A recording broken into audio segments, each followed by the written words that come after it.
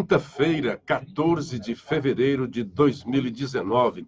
Estamos iniciando mais uma edição do Hora da Notícia aqui na transmissão online no Facebook e também no YouTube. E como o programa está nos estúdios da Rádio Assunção, ao lado dos colegas, amigos, jornalistas André Capiberibe e Renato Abreu, e o Saldanha no comando do som. Nós já vamos entrar agora no ar pelas ondas da Rádio Assunção Cearense, a partir de Fortaleza. Hora da Notícia, em tempo real. A Hora da Notícia. Apresentação dos jornalistas André Capiberibe e Luciano Clever. Renato Abreu. 6h35, voltamos. Só fazer aqui pontuar que no finalzinho, às 5h29, às 5h59... Corrige isso aí. 5h59, citamos aqui uma fala da jornalista Eliane Catanhede em citação da Rádio Eldorado FM, no programa que eu participo. Que é do Grupo Estadão. Que é do Grupo Estadão. Ela falou que o presidente só saiu do hospital ontem após fazer o último tratamento de quimioterapia. E na madrugada de hoje, a jornalista foi ao seu perfil no Twitter e postou o seguinte: importante, o presidente Jair Bolsonaro tomou hoje a última dose de antibióticos. Nunca, em nenhum momento, soube ou ouvi que ele fazia quimioterapia. Ele não faz. Aliás, sua recuperação está indo muito bem agora, depois de debelado o início da pneumonia. Ou seja, ela errou. Foi um ato falho.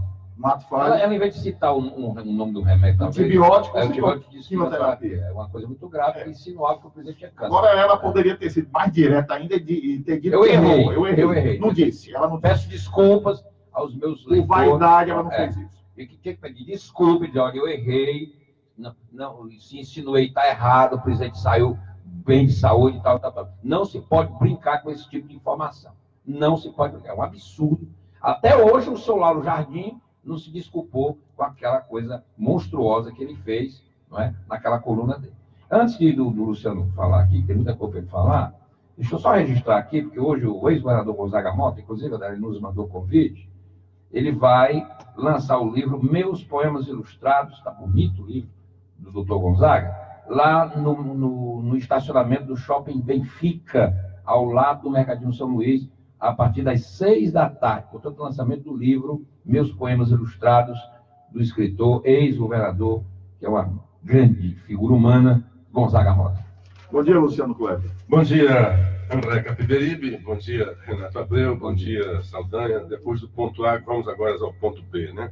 Bom dia aos nossos queridos amigos que partilharam nas redes sociais ontem o nosso programa, como João Rodrigues, Alexandre Viana, Sandra Cabral, Moura Martins, Lincoln Chaves, José Antônio Bertoldo, Marta Bastos, Gonçalinha Alves, o Salles Neto, Auriclésio Macedo, Márcio Borges, Fábio Tágera e Olavo Souza. E bom dia para quem entrou em contato pelo WhatsApp 9616-1470, como Jesus Alves, o professor Vinícius, o Carlos Rafael, lá de Morrinhos, mandando um abraço para o Carlos Bruno.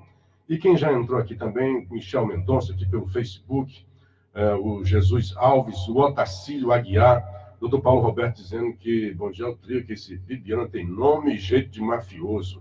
Bom dia para o Júnior Nóbrega e para a Catarina Soares. E também para o Gilar Alves, bom dia, parabéns pelo programa, vocês dão um show de jornalismo. Quanto a essa capacidade de pedir perdão, de reconhecer o erro, né? Amigo, acho.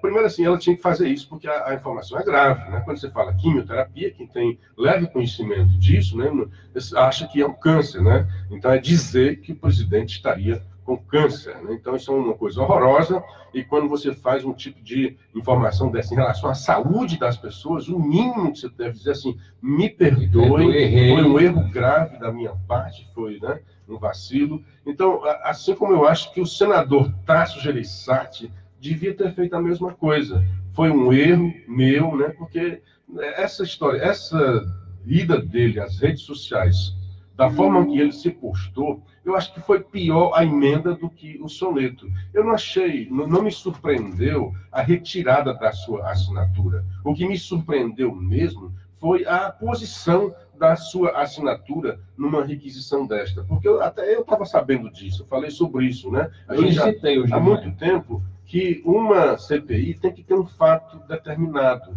E ali parecia, por mais que a gente ache que o Senado deva ser investigado, e assim como a gente acha também que alguns políticos devam ser investigados, mas a gente não está numa ditadura, a gente tem que seguir as leis. Então, para fazer uma CPI, o que é a CPI? É um instrumento do legislativo. Então, o legislativo tem que conhecer a fundo o seu próprio instrumento. Então, o parlamentar não pode chegar e dizer, não, eu fui alertado aqui pela assessoria. Não, ele já deve saber, isso é uma coisa, é um beabá. Para fazer uma CPI, para se abrir uma CPI, tem que ter, no mínimo, um fato determinado. E eu mesmo, quando vi aqui, qual é o objeto da CPI? Investigar o ativismo judicial do judiciário, isso está longe, muito longe, a léguas de distância, de um fato determinado. Eu posso concordar, assim como eu acho que é o anseio da população, até quando o Cídio liga para cá e pede o que acha do Senado. Mas eu acho que não é por aí. Se a gente começar a fazer enquete também com as instituições, o que é que acha do Congresso, o que é que acha das igrejas, né? A gente acaba, pelo senso comum, né? Às vezes o juiz está dentro da lei, a lei é que é ruim. Aí você acha que o juiz aqui foi ruim, porque fez de acordo com a lei. O que eu quero? Que seja de acordo com a lei. Não pode se abrir uma CPI. Então, se o senador quer abrir uma CPI contra o Senado, que procure um fato determinado, é possível que, se ele procurar, ele encontre. E aí sim, ele abra essa CPI, recolha as assinaturas. Então, não foi feio para o senador Tasso Gereissati retirar. Agora, tem que dizer, olha, eu errei. Eu nem me ative, né? Deixei passar despercebido. Porque dizer que ele foi alertado pela sua assessoria jurídica, que tem que ter um fato determinado, eu acho que isso pesa contra o senador, porque ele tem uma vivência política antiga. Ele não é nenhum neófito na política, seja no executivo, quando tentaram fazer dele alvo de CPIs, seja no legislativo, na alta casa de legislatura brasileira. Fez bem em retirar, porque não havia um fato determinado. Mas a justificativa da retirada, eu achei capenga. Tem uma informação aqui importante que eu queria destacar, Luciano, é que ontem o Senado conseguiu uma vitória importante para quem defende a vida e é contra o aborto. Por requerimento apresentado pelo senador do Ceará, Eduardo Girão, que é do Podemos, a PEC 29/2015, que altera o artigo 5º da Constituição e determina a inviolabilidade do direito à vida desde a concepção, foi desarquivada pelo Senado. A concepção ocorre quando o espermatozoide encontra o óvulo dentro da trompa de Falópio e o fertiliza, dando origem ao zigoto. Depois da votação do desarquivamento do plenário, foi terça-feira, a proposta agora será enviada para a CCJ e começa a tramitar. O desarquivamento foi aprovado por 61 votos a favor e apenas 8 contra. O senador Eduardo Girão disse que a aprovação é uma vitória de um sonho antigo do povo brasileiro. Segundo ele, a maioria da população é pró-vida, a favor da vida e contra o aborto. A ciência e as estatísticas sociais apontam, sem sombra de dúvida, que o aborto não apenas destrói a vida do bebê, no ventre, como também devasta a saúde da mulher por muitos e muitos anos, trazendo consequências físicas, psicológicas, emocionais e mentais, que aumentam muito a propensão à depressão, o envolvimento com álcool e drogas, levando até o suicídio. A chamada PEC da vida acrescenta no artigo 5º da Constituição a explicitação inequívoca da inviolabilidade do direito à vida desde a concepção. Parabéns ao senador Eduardo Girão. Agora a PEC vai começar a tramitar, vai ter que passar no Senado, depois vai para a Câmara, são 2 votações. Se ela for aprovada, o artigo 5º da Constituição terá a seguinte redação, abre aspas, todos são iguais perante a lei, sem distinção de qualquer natureza, garantindo-se aos brasileiros e aos estrangeiros residentes no país a inviolabilidade do direito à vida, desde a concepção, a liberdade, a igualdade, a segurança e a propriedade, fecha aspas. Sabe por que isso aqui é importante, Luciano? Porque eu acho que esse tipo de assunto tem que ser objeto de debate do Poder Legislativo e não de ativismo judicial do Poder Judiciário. Porque quem faz as leis, e a Constituição é muito clara, quem legisla é o Poder Legislativo. No caso federal, o Senado e a Câmara dos Deputados. Eles é que representam a sociedade.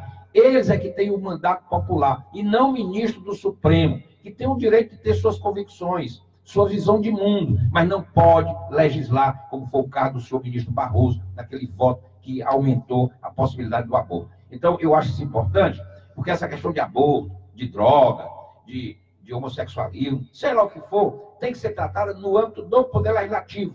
E se for lei, que se cumpra, né? Mas o debate tem que ser na Casa Legislativa. Isso aqui é importante, porque pontua e não dá margens para manobras judiciais, principalmente fora do alcance da Constituição, como foi o caso do voto do ministro Barroso. Alvíceras, né? Para quem não conhece, os mais novos, alvíceras já está até em desuso. É uma expressão de alegria quando tem uma coisa boa, né? Até que se fala, virou adjetivo, alviçareiro. Então, é uma expressão tão antiga quanto você comparar com piper, né? Piper hoje você não usa mais. O salmista agora está dizendo que as despesas na Assembleia lá é comparada a um piper, que custa centavos. Mas foi buscar logo um piper, né? Que hoje em dia nem se usa mais o piper. Mas é exatamente isso que eu queria dizer. Nesse instante eu estava falando que, às vezes, a gente fica com raiva de um juiz quando ele, seguindo a lei aqui é ruim, ele faz coisas que a gente não gosta. No caso do seu ministro Barroso, que muitos enaltecem, né, e que falam muito mal do Gilmar, o que ele fez foi uma aberração, porque ele atuou contra a própria Constituição. E o Senado é a casa garantidora da Constituição. Ele está ali para ser guardião. Os guardiões, né? Ali são 11, tem o sétimo guardião, que é a novela. Ali são os guardiões da Constituição. E o seu Barroso, numa ousadia temerária, completamente fora da Constituição, baseada lá no Código Penal, faz uma interpretação muito própria e flexibiliza as condições em que poderia haver o aborto. Então, é uma questão, até, às vezes, não, é porque foi pressionado pelas ruas, não. A sociedade brasileira, em todas as vezes que é consultada, ela se coloca inequivocamente contra o aborto. Majoritariamente. E o seu Barroso fez exatamente o contrário, porque ele acha que é daquele jeito, então ele tenta torcer a Constituição. Não pode acontecer um caso desses. E outra coisa, se existe um vácuo legislativo, a gente estava conversando mais cedo, às vezes o não legislar é também uma forma de legislar. É porque o Congresso não quis se debruçar sobre aquilo dali. Às vezes a gente, até eu já falei aqui, não, olha, houve aí uma negligência do Congresso. Às vezes não. Não votar é uma posição. É também uma posição. E outra coisa, veja só, eu vi até um cara falando outro dia. Então, quer dizer que se o Legislativo não legislar, o Judiciário vai legislar? Não pode. Seria o mesmo dizer que se o STF não julgar, o Congresso vai julgar. Então, os três poderes, cada um, embora cada um tenha as três funções, né, de administrar, de julgar até, e de legislar, cada um tem as suas funções preponderantes. A função preponderante do legislativo é fazer as leis. E a do judiciário é de seguir as leis, é executar essas leis, tudo dentro das leis. E ainda falando sobre o Senado, porque o Jornal Povo, vocês mesmos falaram aqui, soltando fogos, né? Os nossos senadores reunidos estão em 6 comissões. Olha, porcaria. Na verdade, nós temos uma ótima leva de senadores e com muito pouca representatividade nas comissões. Ser membro da comissão, Tasso era presidente da CAI, passou a ser membro, então foi um downgrade grande. E Cid também nessas coisas, membro de algumas comissões. E o nosso senador Girão, membro do Senado do futuro, né? Uma das comissões, quer dizer, relevância zero. Hoje, as grandes comissões no Senado, principalmente nessa época de reforma, é a CAI, que é de Assuntos Econômicos, e a CCJ. E nenhuma delas, e mesmo na comissão menor, tem um cearense à frente. Já tivemos vários cearenses, né, de destaque no Senado, até na presidência do Senado, e em comissões importantes, como até então era o senador Tasso Gereissati. É bom que esteja nas comissões, mas é um downgrade. O Ceará baixou de relevância dentro do Senado. E não é por falta de nomes. Eu acho que os 3 nomes são muito bons, estão muito bem representados. Mas vamos deixar bem claro, né? Não tem uma boa posição em termos de poder dentro do Senado, poder formal, pelo menos. O Jornal do Estado de São Paulo está dizendo uma coisa aqui interessante. A gente estava conversando aqui fora do ar, e você vai ter o oportunidade agora de falar para os nossos milhares de ouvintes. No caso Bibiano aí, que é uma figura menor do governo. O Bibiano não é a figura central do governo, tá certo? Ele não é o ministro da Casa Civil, que é o Onix, que é o responsável pela articulação. Ele não é o líder do governo. Ele é um ministro, não é? Trabalhou na campanha, né? Votou no Bolsonaro, ok, tudo bem. Agora, ele é uma figura lateral.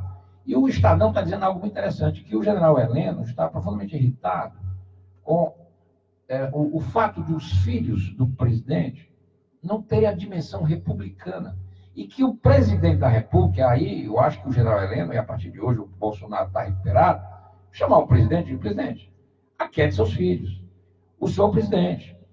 A família não pode mandar no governo. Quem manda no governo é a presidência da República e regras republicanas. Eu cheguei falando sobre isso, né? E existem regras republicanas. Se o ministro errou, bote para fora. Mas não pode ficar, pode ficar o filho no Twitter vazando, querendo resolver as coisas. O filho do presidente é o filho do presidente na casa dele. No governo ele não é nada.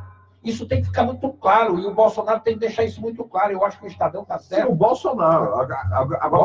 Agora, no que escreve a Vera Magalhães, né, do Estadão, ela está dando uma forçada de barra aqui, que eu discordo radicalmente.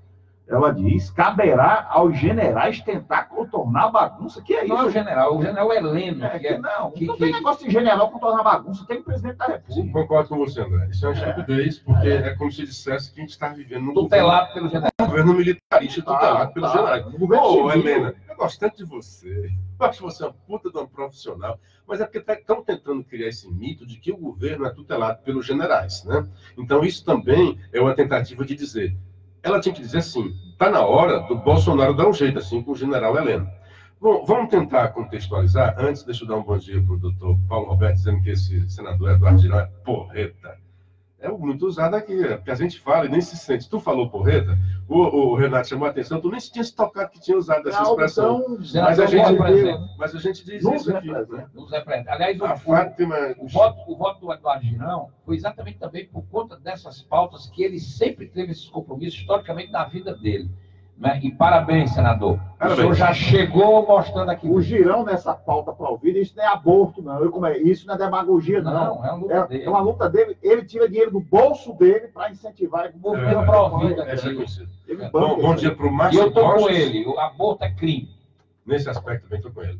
Fátima Johnson mandando um abraço. Diz que o Johnson, que já vai ser vereador, está mandando um abraço para a gente. O Johnson é lá do distrito de Jordão, em Sobral. A Jane Azeredo dizendo o Senado e o Congresso, que deveriam ser casas sagradas, que pertencem ao povo, estão transformados numa zona. Aquela votação dá toda a razão a você, Jane. Bom dia também para o Armando Costa, do Sobral de Prima. O nosso conterrâneo Tássio é tão fraco que em toda a sua trajetória ficou pequeno para o ex-vereador de Macapá. Eu discordo completamente do que você está falando, que é outra circunstância aí. O Alcolumbre foi um outro contexto, tem nada a ver com que ele seja pequeno, tá? Se ele fosse pequeno, não teria vencido lá o candidato do Sarney e não teria sido também agora, não seria agora presidente do Senado. Bom dia para o Fábio Tárgida, mas um abraço, Armando. Você tem a sua opinião, eu acho que não é por aí. Talvez você não goste do Tássio, o Tássio é grande. Eu digo assim, ele errou nesse aspecto aí. Quando ele erra, a gente fala. Quando não, a gente também exalta. Ele está nas duas principais comissões. Vamos contextualizar esse caso do Bebiano, que lamentável. Eu acho que é uma imaturidade sem fim do filho do Bolsonaro. E eu acho que não os generais, mas o pai tem que chamar o filho e dizer, olha, não me atrapalhe não, deixa eu governar, você está me trazendo problemas. O que aconteceu? É uma denúncia de candidatos laranjas. A primeira denúncia surgiu em relação ao ministro do Turismo lá de Minas Gerais, sobre candidatos laranjas, aquela história que a gente já falou aqui, que seria dinheiro colocado para as mulheres, né, por causa da lei, que tem que ter 30%, então 30% da grana também teria que ir para a mulher, para incentivar. A Folha de São Paulo trouxe essa matéria, parou essa matéria lá de Minas Gerais e encontrou, porque aqui estava mais forte, né? O jornalismo é assim, né?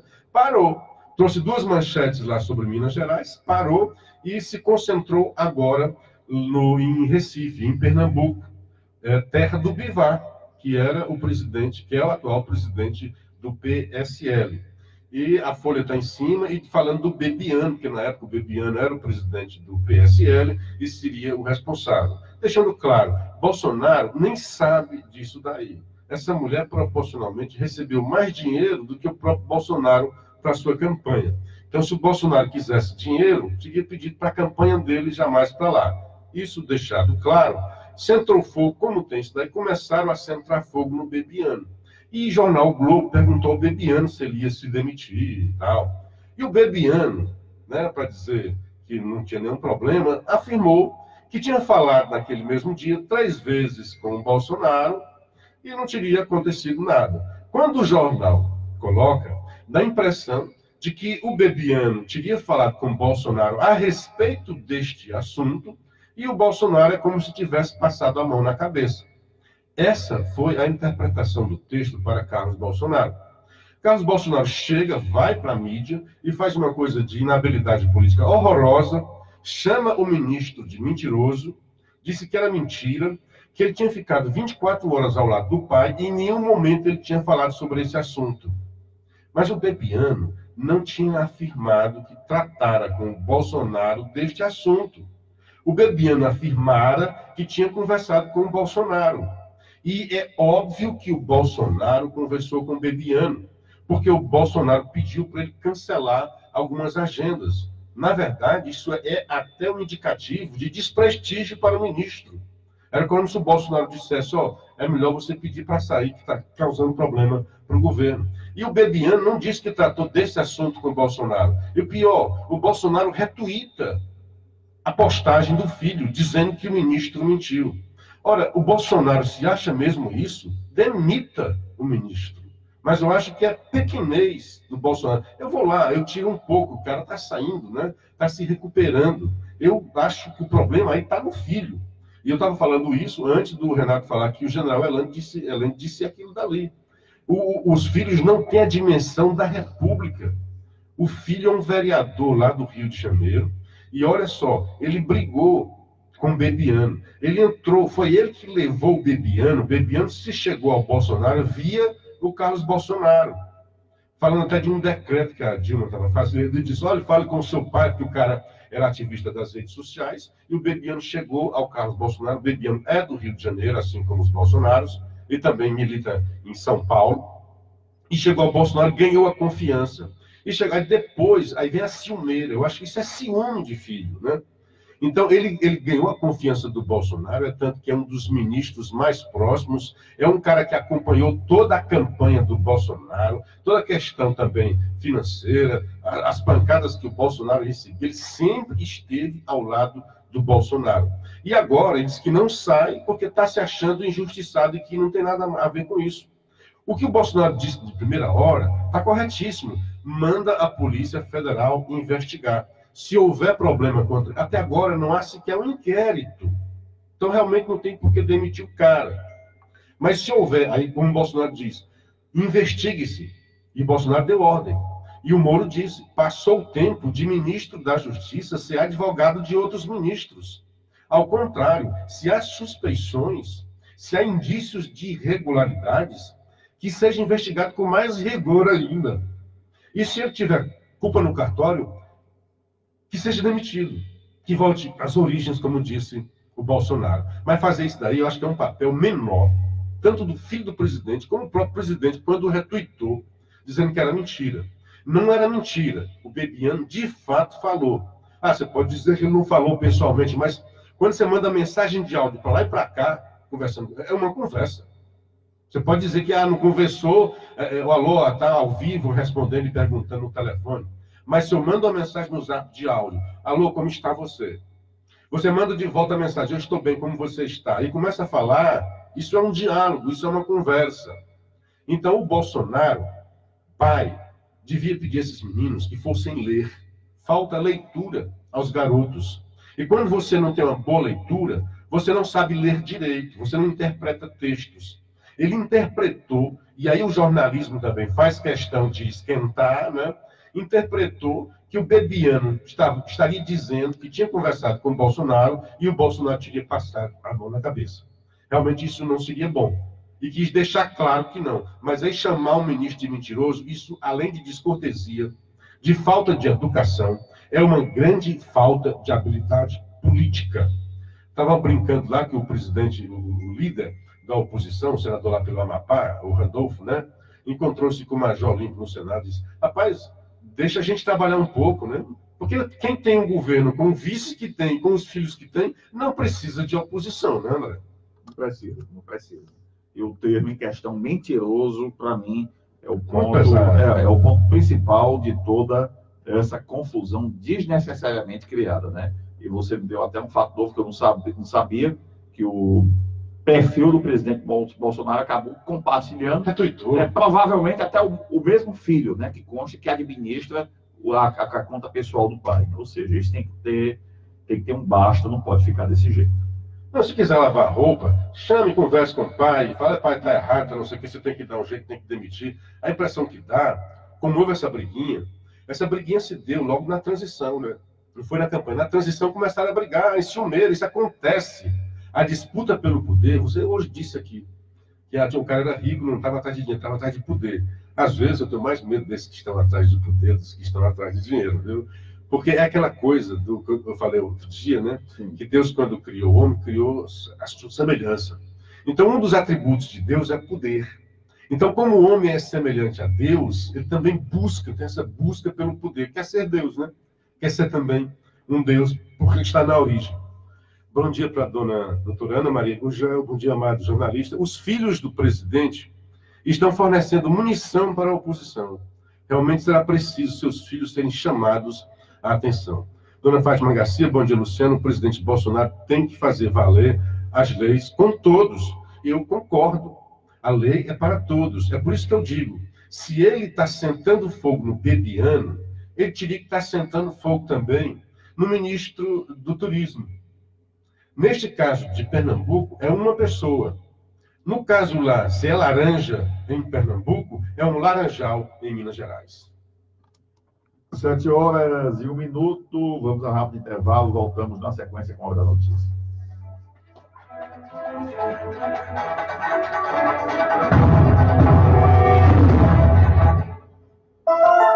Olá, bom dia. Está na hora de falarmos de uma coisa que eu adoro e tenho certeza de que você também ama. Pão. E juntar qualidade e praticidade. Claro que estamos falando da IMAC Congelados. Essa empresa que há anos atua no mercado de panificação e está presente nos melhores e mais tops supermercados da cidade, nas padarias, cafeterias, hotéis e muito mais. Com variadas opções de produtos congelados, como o pão francês integral, o baguetinho integral, o croissant delicioso, o pão de queijo, uma delícia, pão hambúrguer, brioche e por aí vai. Você quer ter essas delícias em casa ou no seu negócio? Então entre em contato agora com a IMAC Congelados. O telefone é 3877 12. Entre nas redes sociais e segue lá no Instagram. Cara, filmaço, viu? O vice. Vai assistir. E também no Facebook. No site, você também pode encontrar mais informações no endereço www.imacongelados.com.br. Ligue para a IMAC Congelados 3878 1212. Deixa eu dar uma dica para você que viu o seu relógio preferido parar de funcionar, sua joia mais valiosa ficar danificada, ou seus óculos simplesmente quebrar. Tudo isso tem conserto e pode ficar como novo. Basta você levar no lugar certo. Basta você levar na loja na hora. Quente, não vai Tá quente? Não é, ô meu amigo. Relógios, joias, óculos e até canetas. Tudo com um padrão de qualidade incomparável.